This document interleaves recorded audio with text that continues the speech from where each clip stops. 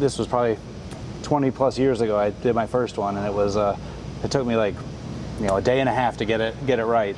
Yeah, my name's Rod Klingelhofer. I'm with Classic 9 Leather Shop, and I'm hanging the headliner in this this turbo here.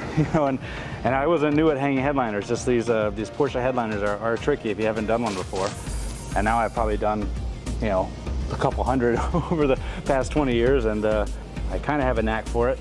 I've done a lot of these, so I kind of know how they go, and it is faster to use a spray gun, but I like to use the brush. When you tear these apart, you can see all the old brush marks that they did in the factory.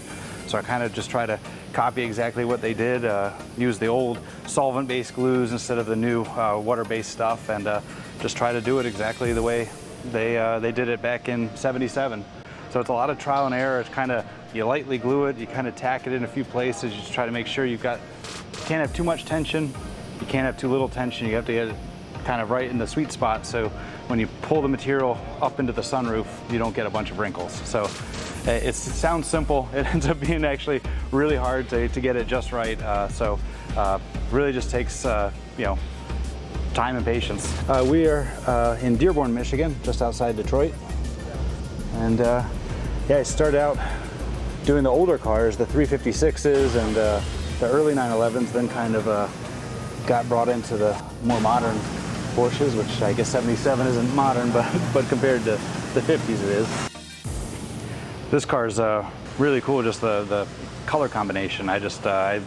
From an interior standpoint, the cork's like probably one of the best colors from '77, and this is just a really unique combination, the body color and the interior. And this interior is just really awesome. It's really original.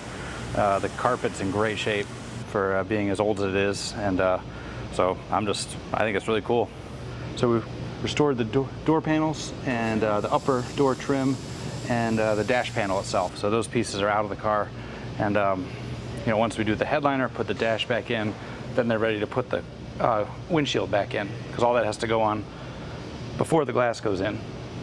Match what the color was, or do you match what the color is? And since we were only doing a few elements, we basically matched faded cork so that the whole car is the same tone, instead of matching the original cork, which it would have been maybe a little bit brighter, maybe a little bit more orange. But 45 years later, it's definitely more muted, but still really original.